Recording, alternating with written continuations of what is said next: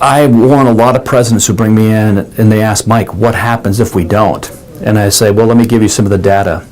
Some of the data includes the majority of former Fortune 500 companies being completely put out of business because they didn't adopt to the smartphone.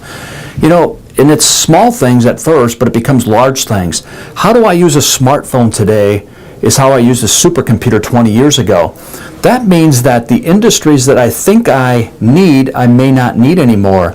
In fact, if you pay real close attention, you go shopping today, probably 50% of what I'm looking for is no longer available in the shelves because they can't stock them all. So Amazon became that place I've learned to go to. And it helps me. It's efficient for me.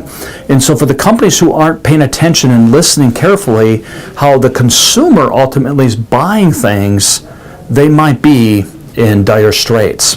In fact, I grew up in Manitowoc, Wisconsin area, worked in a factory for 2 years. My grandparents worked in a factory for years.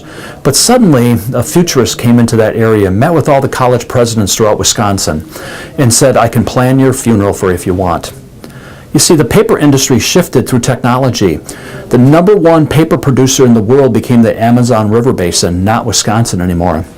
And as it became the number one paper producer, they got smart with technology and said, why don't we put the paper converting machines right on the river barge and make the paper there?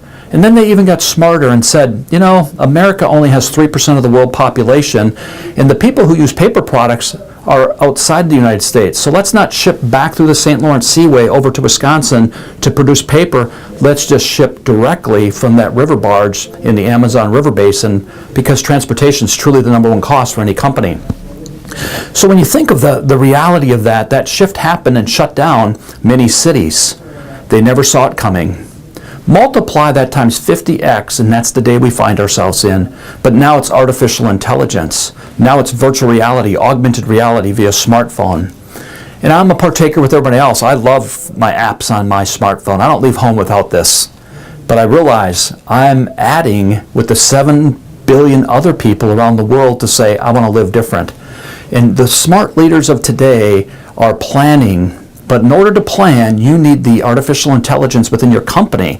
You need the big data broken down into personalized data to make sure that you're making key decisions at the right time.